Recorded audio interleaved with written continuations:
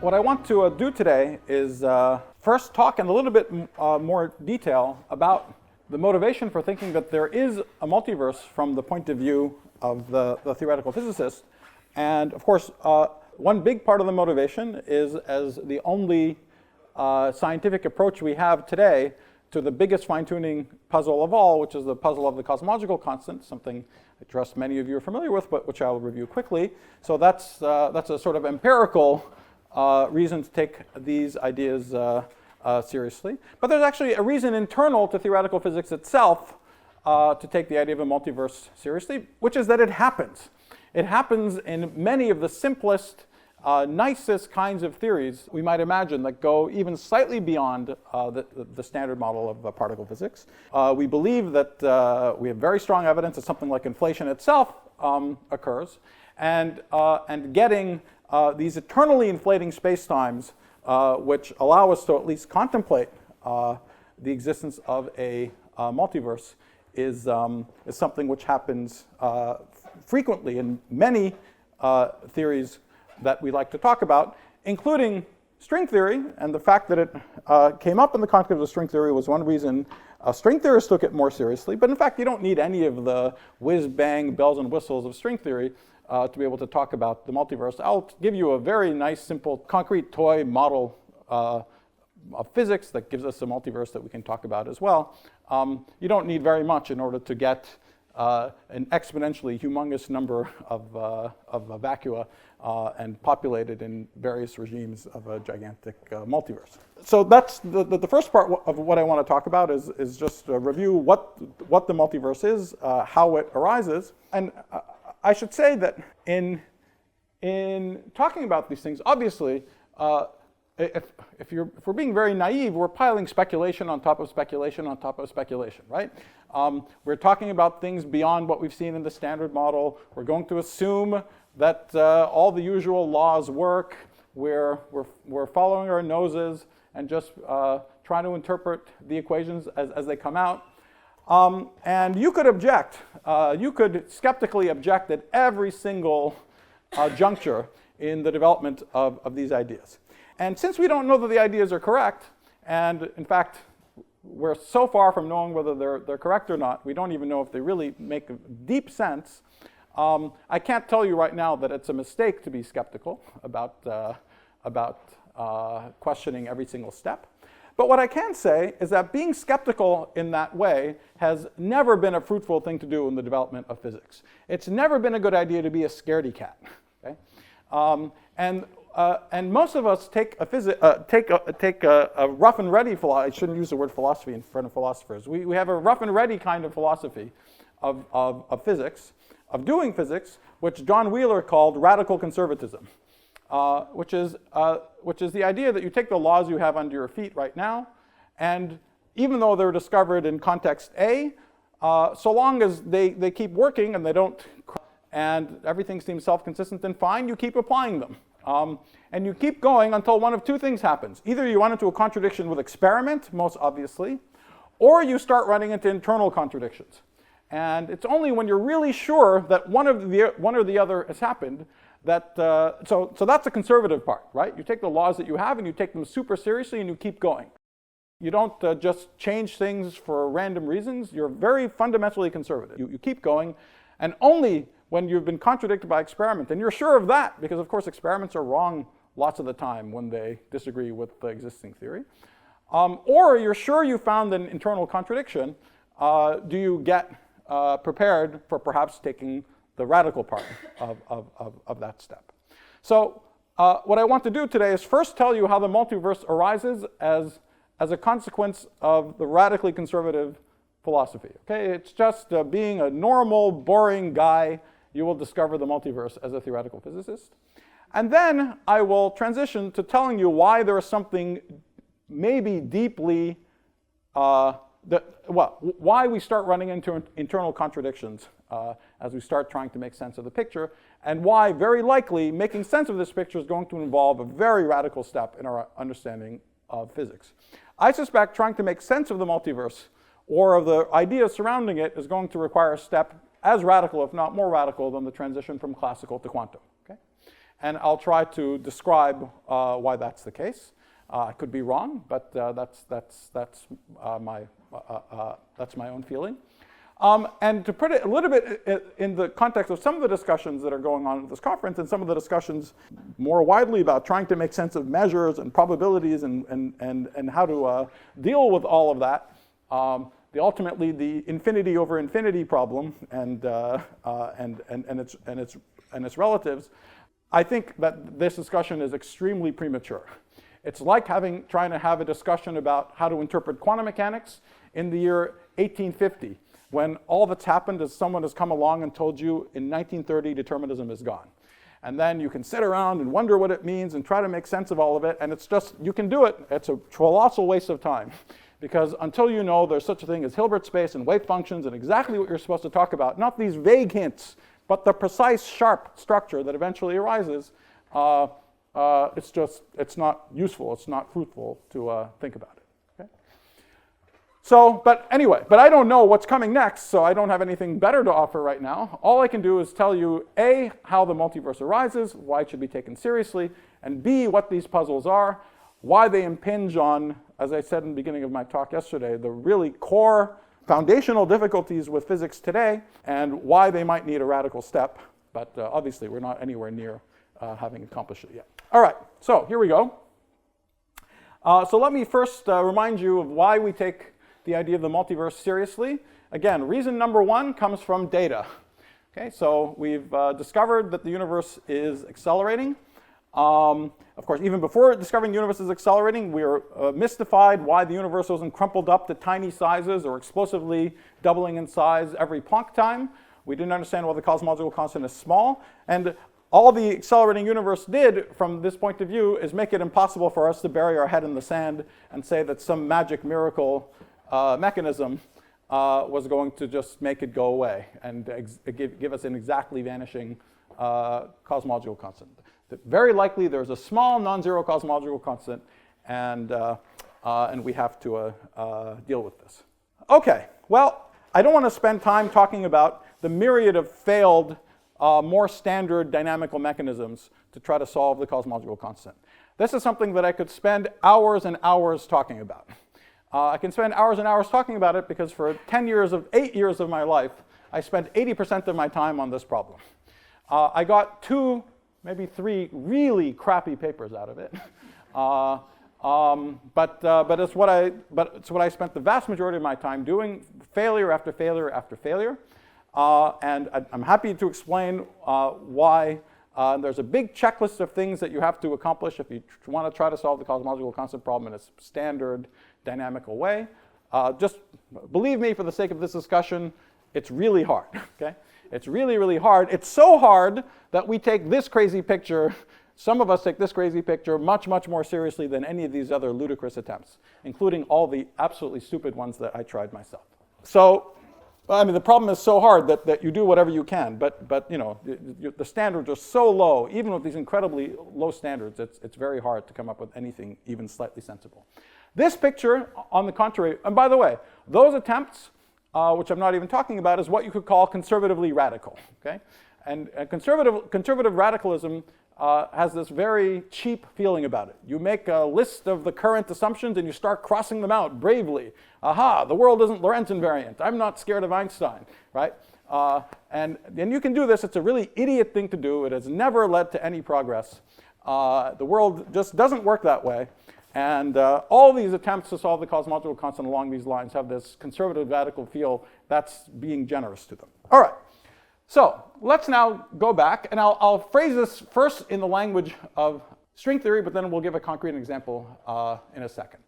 People have known for a long time that string theory, or they hoped for a long time, even before knowing about string theory, that there might be a unique underlying set of laws of nature. In the context of string theory, people have known for a long time that string theory is unique as a theory. There's no small deformations of string theory. But they've also known for a long time that it has zillions of solutions. Now, a solution of string theory can mean just a particular four-dimensional world in some approximation where you think of it as just being in its vacuum. So each one of the, so it can have one solution where some of the extra dimensions of string theory are curled up in this way or that way. It could have another solution where they're curled up in some other way. And they're all flat space, static solutions. At least there's many solutions that have that, have that form to begin with. And in each one of them, despite the fact that the underlying laws are unique, the long-distance world has a different number of electrons, a different value for the fine structure constant, a different mass of the muon, and similar sets of particles. Okay? So often, very loosely and irresponsibly, people say that the laws of nature are different from vacuum to vacuum. But absolutely not. There's one set of laws of nature. Nowhere in this multiverse possibilities do apples fall up. Okay? It's the same set of laws, it's just different solutions. Okay? It's just that, in the context of a whole theory of the world, different solutions can mean different entire observable universes, rather than taking Schrodinger's equation and getting out of it a table, a chair, humans, cats. Those are also solutions, but they're not, we don't count them as different laws of nature. Of course, if you're a little atom inside a table, it would look different than if you're inside a cat or inside something else. But we don't count those as, that they're not different vacuum solutions. But if you have a whole underlying theory, you could even have different vacuum solutions. All right, anyway, so string theory is unique, but it can have zillions of vacuum solutions. And people knew it has zillions of solutions for a long time, but pre-95, zillions meant millions. And what happened is that post-95, people realized that zillions really meant 10 to the zillions. Okay? And this number 10 to the 500 is bandied about all the time. That has no particular significance. That's in one particular way of counting some of the vacua. There's 10 to the 500. Call it 10 to the zillions is fine, okay? Okay, so that means that we have lots and lots of vacua. Now, here's a little toy model. So you say it has nothing to do with string theory. Imagine that we have, in addition to the Higgs field in the standard model, we have other spin zero fields, okay? And these other spin zero fields have a potential that looks something like this. And each one has a potential with two different values of the minimum of an energy, a high and a low. And just imagine that you have a bunch of these spin zero particles, each one of which has a potential like that. So if you have n of them, let's say there's 1,000 of them. Now, maybe that sounds like a lot of extra particles to have, but if you count the total number of degrees of freedom, the total number of particle species in the standard model itself, it's in the low hundreds already. Just what we've seen already is a lot of stuff. So I'm saying just add another 100 or 200 fields. Okay? So let's say we just have a bunch more. All right, now immediately you see that despite the fact that I haven't put in a particularly big number in by hand, I only put in a number of order 100 or 1,000, that I actually have 2 to the 1,000 different values of the energy, of the overall energy density of the universe. Right? Because each guy can be either high or low, so there's 2 to the n choices.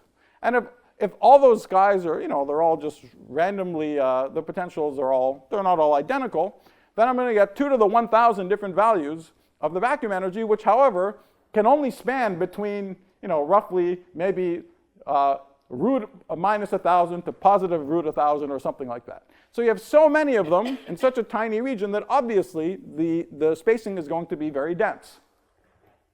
And without any special adjustment or fine adjustment of the parameters, there's obviously going to be some vacuum in here whose energy is really close to 0. The splittings will be of order, let's say, 1/2 to the 1,000. All right, so this has already accomplished something that if I just had one vacuum, then, and I just computed the answer, right? I computed the answer for the vacuum energy.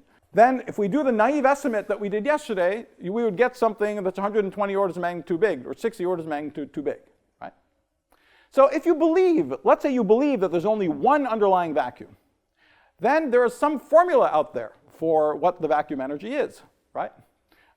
It's given in terms of dimensionless numbers, right? The ratio of the vacuum energy to the electron mass, some dimensionless quantity, is given in terms of 2s, pi's, something like that, right? So the fact that our estimate gives us something that's 60 orders of magnitude, 120 orders of magnitude off, what it suggests to you is that there must be some magical mechanism that's solving the problem. That if there's a unique vacuum, you have to look for something which is making the answer small. Because there's no way that these dimensionless numbers, for no reason, especially with so many different contributions balancing against each other, are going to balance to an accuracy of 120 decimal places. So if you believe there's one vacuum, then there's something you should do. You should search for a mechanism that gets rid of the problem. Okay?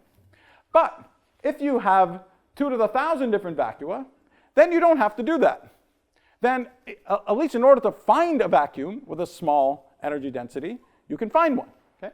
You don't have to do anything in order to find it. It makes it possible to find one. So notice that this is already an example. This dumb model is already an example. The theory is unique. I just gave you a unique theory. Right? Standard model plus all these fields. It has 2 to the 1,000 solutions. It shows you how easy it is to get an exponentially large number of solutions. And that then makes it possible to very finely scan all kinds of parameters, including the cosmological constant.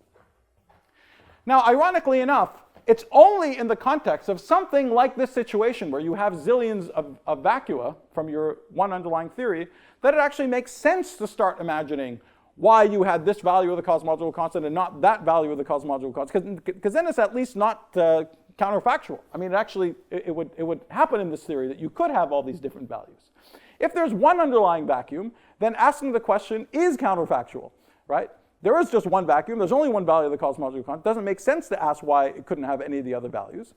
Then the cosmological constant problem is telling you to do something. It's telling you to find a mechanism to make the cosmological constant small, right? But if you have lots of vacua, it now at least becomes a reasonable question. Why do we have this value and not another value? But it makes it at least possible to find a very small value. Okay. So anyway, let's proceed to look at what this universe looks like. You would naively think that, well, you just end up in everybody goes to its ground state eventually. But let's imagine what this actually looks like. So let's say you have this sort of particular configuration.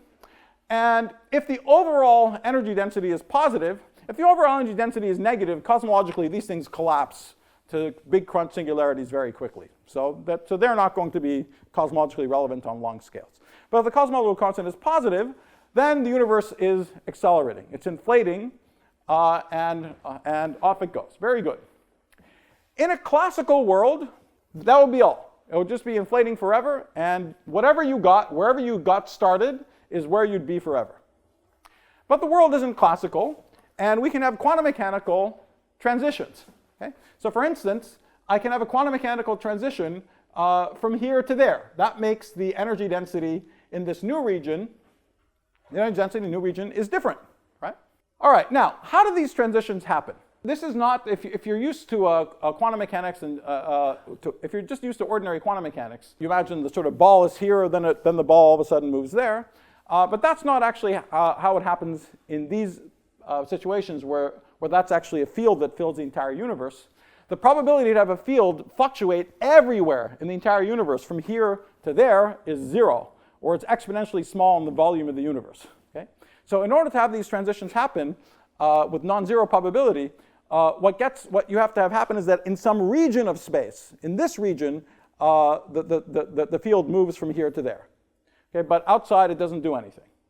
And then the bubble has to have some critical size in order for that to be energetically favorable. So you got to make a sort of biggish bubble in order for it to be energetically favorable to do that. But once you do that, you make the bubble, and then the bubble grows quickly. The bubble walls grow quickly out, expanding out at the speed of light, and they gobble up the entire space. Okay? So if we ignored gravity, if we ignored the fact that the underlying universe was inflating like crazy, in a world without gravity, but still with these fields with 2 minima, then what would happen if you started in a high energy minimum? You would wait a while, you would nucleate quantum mechanically a bubble, the bubble would expand and eat up completely the underlying parent vacuum, and you'd just be left with the low energy guy, and that would be that. Okay? And that would lead to what you would think of as ultimately the intuitive state. Everything is in the lowest possible energy configuration. But because of gravity, that's not what happens. The underlying vacuum is actually inflating like crazy, and but these tunneling rates are small. They're exponentially small. So you nucleate a bubble here, and bubble walls do grow out to at the speed of light, but the underlying space is doubling in size at a constant rate. And so you just constantly create more and more space. The bubbles that you make in this way don't actually gobble up the whole space. Instead, this process just keeps on going forever. Okay? That's the eternal of eternal inflation. So you have the underlying vacuum inflating, you make this one, which grows out the speed of light, but the underlying thing keeps inflating. Then over here you make another one, over there you make another one, and off it goes. Okay? So it's quantum mechanics that allows this to happen. And so you get this kind of picture. So no matter how you start, you will get everywhere eventually. You can jump down. You can even quantum mechanically jump up. It's very unlikely. It's a Boltzmann brain type thing. Okay? I heard the talk of Boltzmann brains. It's very, very unlikely fluctuation. But somewhere it happens. You jump back up. Off it goes. And so everywhere you get to realize so somewhere in this big multiverse you get to realize all of these vacua. And so this gives rise to this kind of picture that Andre Linde loves to draw. That out there, every one of these solutions of the theory is somehow realized somewhere. And even though there's one set of laws, the way they're realized at long distances can be different. Here it's 10-dimensional. Here it has 17 kinds of electron. Here it has no strong force. And because there are so many vacua, then mostly the vacuum energies in here are big, or either positive or negative. Where they're negative, the universe crunches quickly. There's nothing there. Where it's positive, it's inflating like mad, but it's inflating so rapidly that it rips apart any structure. And so the vast majority of this multiverse is just lethal and empty. Okay? Only in a tiny little fraction of all of these places is it possible for the universe to be inflating slowly enough that structure has a chance to form. Okay? So just from the top down, if someone handed you a theory like this and just asked, what do you think this universe would look like? You would say, oh, that's kind of cool. You get 2 to the 1,000 different possibilities, even though you only put a relatively small number of fields in. You get an exponentially large number of possibilities out. But it's mostly really hostile, horrible place. And maybe in a few places, you have a chance for any kind of interesting structure to form. And obviously, if you were to guess where an observer in this universe would find themselves, you would guess that they find themselves in one of these places with a tiny vacuum energy. Okay? Now, there's this famous argument of Weinberg that we alluded to yesterday, and many people have alluded to, that if this is the explanation for why, and therefore this could be the explanation for why the cosmological constant is small, right? It's not a deep mechanism. It's the only places in this multiverse we can possibly find ourselves. For this kind of argument to at least work at some rough zeroth order level, it had better be that the value of the vacuum energy that we find in our universe is not like 20 orders of magnitude smaller than the critical value at which structure should be allowed to exist, right? And in fact, that's the way Weinberg wrote his paper. The way Weinberg wrote his paper was, this is a way to falsify anthropic reasoning. If we believe that this anthropic justification for the cosmological constant is correct, then the cosmological constant shouldn't be too much smaller than the smallest value that would allow structure to form.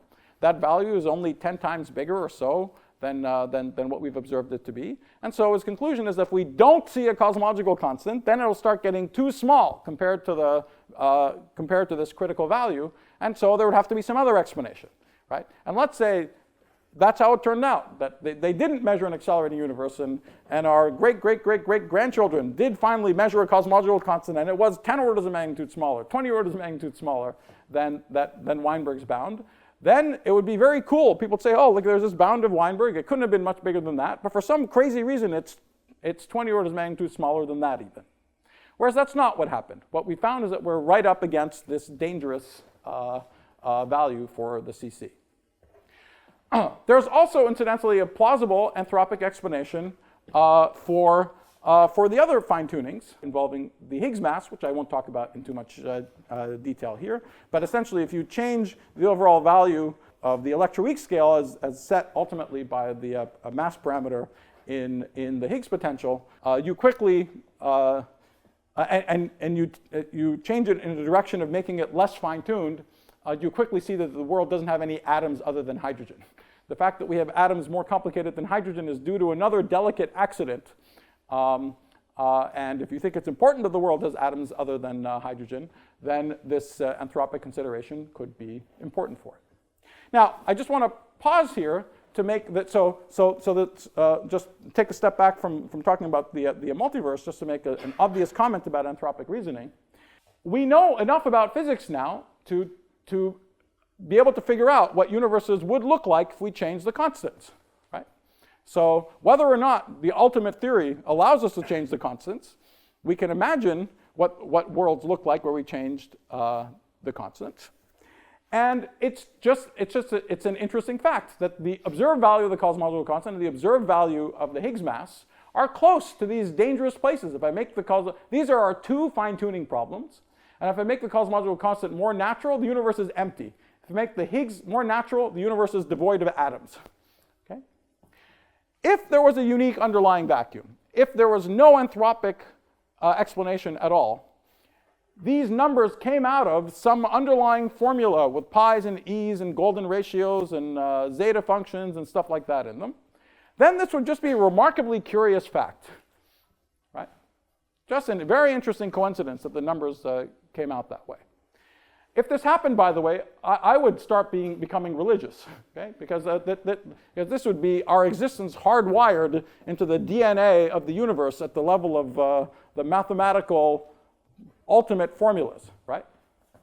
On the other hand, from the point of view of thinking in terms of the multiverse and thinking that perhaps these things have at least a component of anthropic explanation, then it's of course not a coincidence. That's where you would expect it to be, and we are vastly less hardwired into the laws of nature. Our irrelevance in the grand scheme of things is diluted by 10 to the 500 in this picture. All right, that's then both the experimental and the sort of top-down reason for taking these ideas seriously. It's trivial to imagine we have extra scalar fields like this. And from this point of view, the only purpose of the word string theory is to give a natural origin for all these scalar fields. Because when you start with a 10-dimensional theory and you end up with a 4-dimensional theory, that 4-dimensional theory has in it a lot of these scalar fields that parameterize what the shape and of the extra dimensions is like. Okay? And because you start with 10 dimensions, you go down to 6, it's really easy to get these numbers of order 50, 100 floating around without any work. Okay? It's you start with numbers of order 10. It doesn't take very long to get numbers of order 50 or 100 for the scalar fields. Instead of these simple-minded models where they just have 2 minima, they can have 3, 4, or 5 minima. You start taking 5 to the power of 100, and there you are. You start getting into exactly the kind of territory that we started talking about. Okay, so it arises from the top down. It gives a plausible explanation for the cosmological constant. So, but now the troubles begin. For one thing, nobody, naively, we'll come back to this in a bit, but nobody can see this multiverse. In particular, we can't see the multiverse. And that's because our own universe is accelerating, right? Because our own universe is accelerating, what we see out in the universe today is what we're ever going to see. There are things that wouldn't be the case if our universe wasn't accelerating. If we had no vacuum energy, the universe would be decelerating. We would eventually see more and more of the universe. Eventually, light emitted by anything arbitrarily far away would eventually make it to us. But in an accelerating universe, that does not happen. Space is, again, it's constantly being, the expansion of the universe, think of as space as being generated at a constant rate. And even though light signals are coming to us from far away, there's just too much space being generated between us and them all the time. And so they never make it to us. So what we see out there, there's a cosmological horizon surrounding us. What we see is what we're ever going to see. And in particular, all these other regions that we're talking about are out there somewhere beyond our cosmological horizon. So at 0th order, it's a little suspicious that these 10 to the 500 worlds that are supposed to be out there are not accessible to us, that we can't get any information from them. People very often make this analogy in talking about anthropic reasoning that, it's like we live on a planet at a nice distance from the sun. There's probably lots of solar systems out there with planets at the wrong distance from the sun. And so that's a nice anthropic explanation, perhaps, for why we have the particular distance, comfortable distance from the sun that we have. And that's great, but we can build telescopes to see those distant solar systems and be confident that they're there. The problem is that we don't even conceptually know how to build a telescope to see the other universes. And in fact, it seems like we can't see them. So that's a first reason to be, to at least worry about this idea. And of course, another problem is if you sort of ignore this and say, oh, somehow it's going to make sense to take a sort of a God's eye perspective and imagine that you follow the equations to see what the equations predict. The equations predict this vast multiverse out there. So why not take the equations seriously?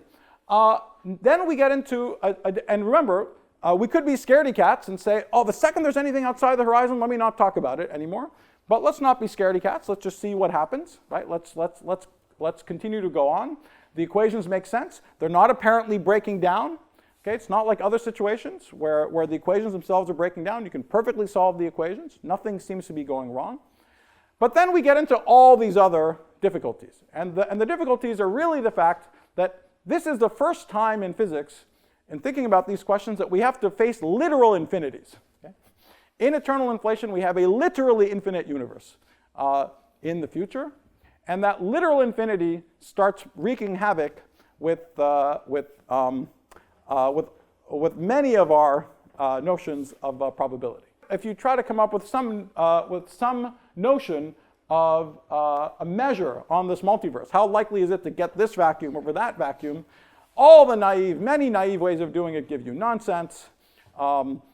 There's ageness paradoxes, sleeping beauty problems. There's so many issues along those lines that you guys have been talking about, some of them. But much of it just boils down to the very simple fact that if it's literally infinite, if the infinite isn't really the limit of something well-defined and finite, but is literally infinite, then we can get anything we want for a measure. Okay? Infinity over infinity is anything. We've loosely encountered infinities elsewhere before in physics, but they've always been kind of trivial infinities. There are things where they're the obvious limit of something finite. And they're the limit of something finite that makes sense at every value of that finite quantity. And then we can take the limit and see what happens when it goes to infinity. This is different. This is intrinsically infinite from the get-go. And that's why we start, I think this is why it's even possible to have debates and discussions, because there is actually no solid foundation on which to give an ab initio understanding of what you're supposed to mean by these probabilities, at least in a normal physical sense. So what could be going on? And what I want to do is spend just a few minutes backing up from these very hard questions and going to an easier question. Believe it or not, this is an easier question, trying to figure out how to get rid of space-time. Well, the fact that we do have to get rid of space-time. But first we have to understand what this issue is, and then we'll come back to see what bearing it has on the question of the multiverse. As I've said a number of times already, all these problems in physics are not disconnected. There's essentially one big problem. The one big problem is that space-time is doomed. Probably quantum mechanics needs a cosmological extension, which we'll come to in a second, but that's more heretical. This is not so heretical. I think almost everyone agrees space-time is doomed, so let's start with that one. Okay, so now the most famous old reason why people say space-time is doomed is that if you actually try to resolve arbitrarily tiny regions of space, because of the uncertainty principle, you have to use more and more energy to probe a smaller and smaller region of space until you put so much energy into such a tiny region of space that you collapse it into a black hole because of gravity. Without gravity, you could keep going forever, but with gravity, at some point something happens, you put so much energy into such a tiny region of space, you collapse it into a black hole. And if you get frustrated and use even higher energies, you make an even bigger black hole. So your attempt to probe smaller distances is stymied at some point. And that happens for the first time at the Planck scale. Okay? The fact that energy scale is vastly higher than anything that we're familiar with is just one of the many reflections of the weakness of gravity. But this very basic thought experiment tells you there's no operational meaning to distances and times, any concept of space-time at Planckian scales. Now, this is a conventional way of talking about it. It stresses the short distance, high energy aspect of the problem. But there's a much deeper aspect of the problem. And this thing also might make you think of all kinds of silly ideas. It might make you think that there's things like atoms of space-time. You go down to very short scales, you think that space-time is actually made out of little bits and things like that. There's lots of silly ideas like this. I think they're silly. That they have lots of difficulties with Lorentz invariance. Anyway, but regardless, it makes you think that the problem is somehow localized just to short scales. But there's actually a much deeper aspect of the problem, which is not just localized to short scales. In fact, it tells you that in a sharp sense, the inside of a space-time doesn't and can't exist at all. Okay, and of course, I should have said, these issues become relevant maybe near the Big Bang or near the inside of a black hole, and our theories just break down there. Anyway, so there's a famous set of high energy difficulties with gravity. This also goes to the words that have to do with the non-normalizability of gravity, all of that stuff. It's a very retro 1980s picture of what the difficulties with quantum gravity are. They're part of the difficulties. They're by no means the most important part of the difficulties. These are the deeper aspect of the difficulties. And this has to do with a very basic feature of quantum mechanics. Before we talk about a theory for some phenomenon, it seems to make sense to talk about what we can in principle measure to arbitrary accuracy. And it's important to imagine what we can measure to arbitrary accuracy, because if we're imagining some mathematical underlying theory with formulas, those formulas are the answer to some question. Okay? They're not going to be the answer to some fuzzy question. They're the answer to some concrete question, and we'd like to know what concrete question they could be the answer to. What are the, in principle, precise observables? We're not going to care if it's practically irrelevant. The uncertainty principle is also practically irrelevant. It's practically irrelevant to everyday life that we can't know the position and momentum of a particle at the same time, but it's very important conceptually to know that it's one or the other and not one and the other. Now, quantum mechanics forces two infinities on us in coming up with precise observables. One of them we talk about a lot when we teach it to undergraduates. We have to do the experiment infinitely often because the predictions are probabilistic. Okay? And if we want to have a sharp, so this is an example of a sharp notion of probability because it's connected continuously to something you can do a finite number of times. It's frequentist. Okay? So there's no BS. There's no doubt what we mean by this probability. You get an answer, and you should converge to it if you do the experiment more and more and more times until you go an infinite number of times. Okay? So we have infinitely many measurements, so that we have to do. But we also have to do the experiment with an infinitely large measuring apparatus. And that's because the measuring apparatus itself is quantum mechanical and would have quantum fluctuations. There are many reasons for this. That's one of them. So for example, I cannot measure the g-2 of the electron to 10 to the power of 10 to the 40 decimal places. I might want to do it to 10 to the 10 to the 40 decimal places, but by the 10 to the 10 to the 30th decimal place, something very bad would happen. I'm made of 10 to the 30 things, so on that kind of time scale, I would spontaneously collapse to a cloud of dust. Or there would be a fluctuation in my brain, and instead of writing down 3, I write down 7 in the 10 to the 10 to the 30th decimal place. Okay, so there's an intrinsic imprecision to any measurement done by a finite system. Now, that degree of imprecision is ludicrously small. It's of order e to the minus n, where n is the number of things you're made of. That's why we don't talk about it so much, while the first one is actually practically important to experimentalists. It's a statistical error on experiments. It scales like 1 over the square root of n, where n is the number of measurements. It's conceptually very important because in a world without gravity, nothing stops us from achieving these infinities and getting precise observables. But in a world with gravity, something bad happens, again, involving black holes. So the slogan is that there's no local observables when you have quantum mechanics and gravity. That means if I try to make any observation in a fixed size room, in this room, I can't make it arbitrarily precise, even in principle. There's no experiment I can do in a fixed size room that can return an arbitrarily precise answer. And what's obstructed, because of gravity, what's obstructed is a second infinity. As I try to make the apparatus larger and larger, at some point, before it becomes infinitely large, it also gets heavier and heavier, and it collapses the whole room into a black hole. Then I'm obstructed from doing the experiment infinitely often because I get stuck to the singularity of the black hole, and that's that. Okay? Okay, so there's no local observables. So independent of theory, independent of anything, we learned that there's no observation you can make in the interior of a space-time that has any sharp meaning. Okay? That means that if someone's coming along and telling you they have a theory of quantum gravity, one of the things you should ask them is, what does it predict? If they start telling you about things that suspiciously sound like things you could measure inside a room, you should be suspicious because they're predicting things that can never ever be measured by anything. Okay? This is very disturbing. The inside, you can't have any observables on the inside of a space-time. So can we have anything? We can have no quantum mechanical observables. It's both quantum mechanics and gravity together. Okay? It's space-time and quantum mechanics together don't make sense in interior regions of space-time. Well, the only thing we can do, if we want to continue to think about things in the proper quantum mechanical way, is we can push our apparatuses out to infinity. Okay, so we can take our measuring apparatuses and push them out to the infinite boundaries of space-time. Then we can make them bigger and bigger, and it's okay. Right? And so what these infinite apparatuses do is we can fire in particles from infinity measured by these infinitely big apparatuses. They can bang into each other. They can go back out to infinity. And these infinities are, once again, just continuous limits of a process as you make the apparatuses bigger and bigger, further and further apart from each other, and then everything is fine. Okay? So again, the difficulty is that quantum mechanics forces you to drag around these infinite apparatuses with you everywhere you go.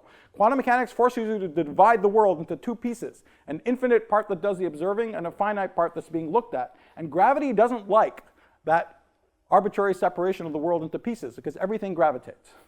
Okay? And so the only thing we can do is push the apparatuses to infinity, and the kind of observables we can talk about are scattering experiments. Okay? So in a universe that's asymptotically flat, the S matrix, the result of all possible scattering experiments, is a precise observable. So if someone comes along to you and says, I have a theory of quantum gravity, you can ask, well, does it have flat space as a solution? They say, yep. So then you say, great, what is the S matrix? That is the question. And they had better have an answer to that question, okay? Because that's a precise observable of the theory of quantum gravity. And if they say, oh, here's the S matrix, you say, oh, really? Is it unitary? You can take its S matrix, you can check whether S stagger S equals 1. And if it is, you say, okay, you passed. Well done, right? It's, and many such theories will fail at that level. Okay? So this is what I'm saying. It's not, there isn't some fog and mystery about what quantum gravity should be. If the universe is that, if it has a solution that's asymptotically flat, it better give you the S matrix. And then you can check if it's correct or not. But it's remarkable that that's the only observable we can talk about. Now, there's another space-time that's become very popular and very important recently, which also allows us to define a much richer set of observables on the boundary. And these are the asymptotically anti-de Sitter spacetimes. Okay?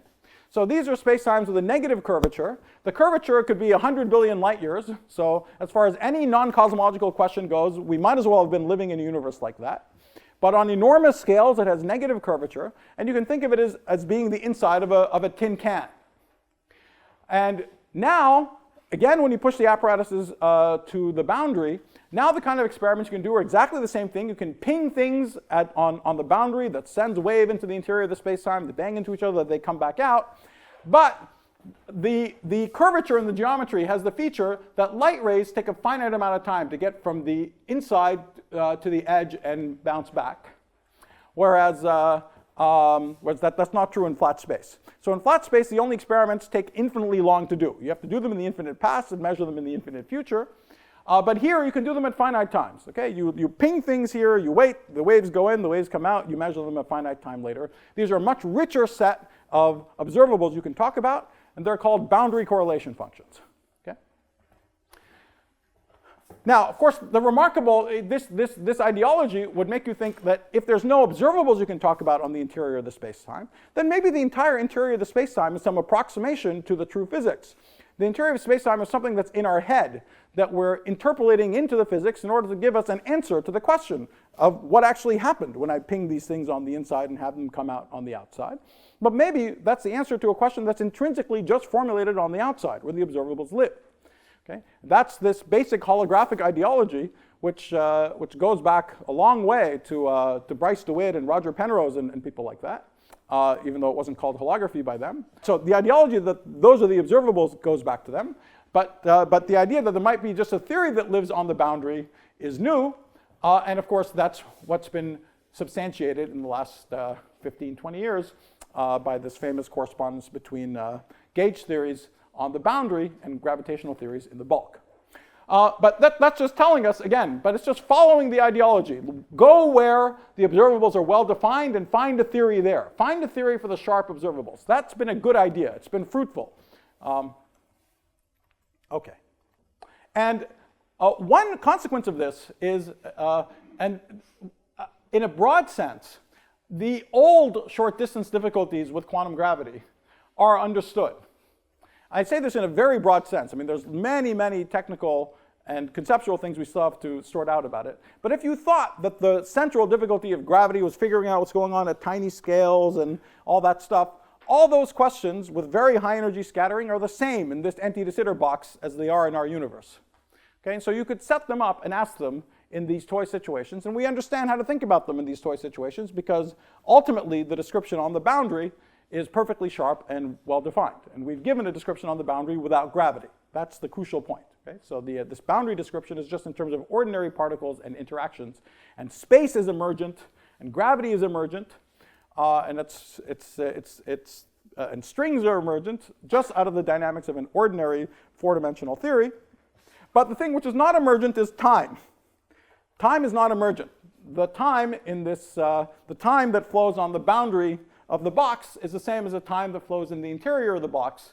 So we have an equivalence between good old-fashioned particle physics on the boundary and a theory of gravity in the bulk. But it's ultimately an equivalence between ordinary physical theories. Time flows from infinite past to infinite future in this world as a box. Okay. And that's where the real difficulties are. That's the place where this picture does not look anything like our world, because our world is cosmological. As we go back in time, there's a Big Bang singularity somewhere. So obviously, we have to understand what the emergence of time means, not just the emergence of space. And more disturbingly, in the opposite direction, even in the late universe. But see, that might not bother you much. They'd say, yeah, you get to really tiny distances, quantum gravity becomes important. But there's a deeper problem. When we go to enormous distances, it's very likely that quantum mechanics is important again, or something about quantum mechanics is important, even though you don't think it should be important. You might not think it should be important. So let me just quickly talk about let's try to pursue this ideology a little more in cosmology. What observables could we talk about in cosmology? Okay? In cosmology, there's depending on the kind of cosmology you have, there's still some observables you could talk about. Imagine we had an FRW universe that expanded for infinite time into flat space, ultimately. Decelerating forever, expanded into flat space. Now, where can we have our infinitely big apparatuses doing infinitely big experiments? Only in one place, in the future. Okay? And what could that future observable do? That future observable could just lie on their back and look at the sky and count how many red stars, how many blue stars, and that's it. And once again, because there's infinitely many of each, but it arises as a limiting process in a natural way, the answer for the fraction of red stars and fraction of blue stars is completely unambiguous. Okay? So this is vastly fewer observables. So we had very rich observables in anti-de Sitter space, boundary correlators. In flat space times, we have comparably fewer, but still relatively rich, the result of scattering experiments. Okay? Those are the kind of experiments we do with the LHC, okay, and in particle physics. Then in cosmology, we have even fewer observables that we can talk about. Instead of calling this the S matrix, you could call it the S vector. And by the way, when people talk about the wave function of the universe, this is what they're talking about. When that notion makes sense, this is when it makes sense. It predicts to an observable that lives in the infinite future the fraction of red stars and the fraction of blue stars. You don't get to choose the initial state, but you get to talk about what you get in the final state. Okay, so as we're jumping to these more confusing questions, I just want you to know that no one knows how to understand this guy, even in toy cosmological models for FRW. This is a beautiful open problem in quantum cosmology to how to properly formulate the sort of boundary observable for these guys. I would love to know the answer. I don't know what it is. But anyway, it exists. So if someone says I have a theory, cosmological theory of quantum gravity that has an FRW solution opening into flat space, you can ask them, does it have an S vector? And they should say yes, and here it is. And you should be able to do checks on it to see if it's right. But we come to the fundamental difficulty now at the end, which is that in our accelerating universe, we don't even know what the correct observables are. Okay? And this is the first time in all of these discussions about quantum mechanics and gravity that quantum mechanics has cried uncle. Okay? And the reason is, again, we have access to a finite amount of stuff. So the division of the universe into infinite and finite needed by quantum mechanics to make any precision observables just isn't possible. Right? So it's a very deep problem because we don't even know what the correct observables are. If someone came along and said, I have a theory of quantum gravity in accelerating universes, we wouldn't know what to ask them for. We wouldn't know how to check if they were right. Well, we could check that it gives this as a semi-classical solution. That's fine, but we don't need a fancy theory of quantum gravity for that. We have good theories at that level already. But if they want to claim they have more fundamental theory, we don't even know what that more fundamental theory is supposed to be about. And the difficulty is both quantum mechanics and space-time again. Now, let me just end by saying this. You might say, all of this stuff, that's all fine, but surely all of this imprecision is so minuscule. How could it be relevant for any of these big cosmological questions, right? After all, again, if you have this mindset that the difficulties with quantum gravity are at short scales, how could they possibly matter cosmologically?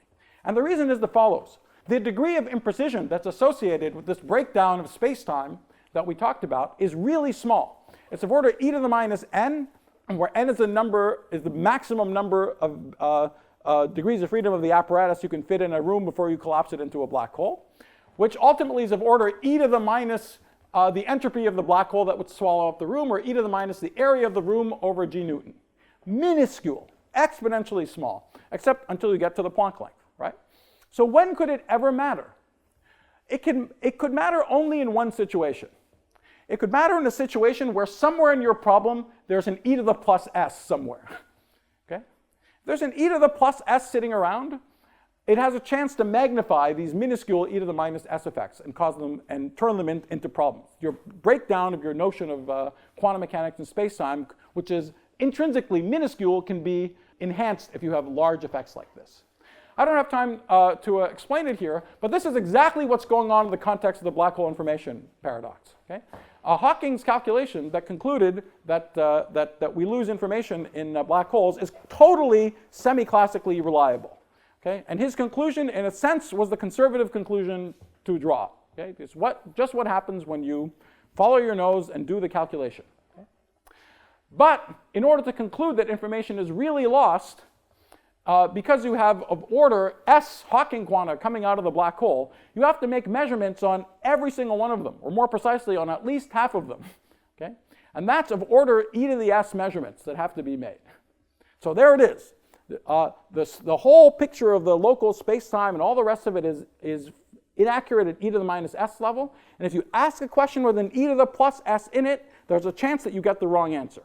For every other question, you get the right answer. And Hawking's answer is correct for everything other than ridiculously detailed questions that keep track of all the phase correlations between all the particles that come out. But notice that you can ask that question at very low energies. Planck corrections are irrelevant. Okay? It's not a problem with short distances. It's this more intrinsic, fundamental difficulty with quantum mechanics and space-time. In other words, the semi-classical space-time picture is somehow breaking down in a regime where there was no hint that it should break down otherwise. The calculations themselves are not giving a hint that it should break down. And we've seen a situation like this in physics before. When the electron was going around the nucleus, as Rutherford imagined, there was nothing in the laws of electrodynamics breaking down. Okay? Everything is fine, the equations are fine. There was something, the point-like character of the electron confused people. That bothered them. They seemed to have a divergence there. That bothered them. That was like their non-renormalizability of gravity problem, the analog in 1900. But no one was bothered by what's going on with the electron as it spins around the nucleus. Just gave Rutherford the wrong picture of the atom, right? He concluded that couldn't be the correct picture because the electron would fall in. Today we know the right explanation is quantum mechanical. And quantum mechanics shows up in two places. First, it solves the problem of the point-like electron. But it also shows up somewhere where there's no reason classical physics would expect it to show up. It shows up in the problem of the orbit, right? So this is more like the second example. There's a situation where despite the fact that the naive semi-classical picture of the geometry should work, the deeper theory is making a difference at order 1. But it only happens when you have these compensating e to the s's. And this is the last thing I'll say. Do we have any evidence for this in the context of thinking about the multiverse and eternal inflation? So let's think about the degree of imprecision associated. We're ultimately, with this entire multiverse picture, we're trying to make some predictions for little old us stuck inside our Hubble volume. Okay? There is a fundamental degree of imprecision associated with anything we can do of order e to the minus the total number of degrees of freedom in our de Sitter space. Okay? This is utterly ridiculous. This is an imprecision of order e to the minus 10 to the 120. Okay? But there is imprecision at that level. Is there, however, any hint of a compensating e to the plus s somewhere? There is. It's this infinity that we talked about before. Eternal inflation makes the universe literally infinitely big. Okay? And this gives you reason to suspect that there's something wrong with this global picture of the eternally inflating spacetime on enormous scales. Right? Even though it's low curvatures, there's no reason the naive thoughts about quantum gravity should show up. Because of this reason, I think there's very good reason to suspect that, that there's something quantum mechanically wrong with the global picture of eternal inflation. And there's very good analogies with black holes that suggest the same thing. But if there is no global picture of the multiverse, then to begin with, this infinity over infinity problem is making sense of measures is obviated. But in order to figure out what it really means and how to proceed, we still have a lot of work to do. It tells us not to take these naive pictures of the space-time too seriously, not worry about making measures relating things far away to us here, but we have to go back and solve some physics problems and figure out how to think about emergent, not just space, but emergent space-time, and perhaps some extension of quantum mechanics that lets us make sense of this picture. All right, thank you very much.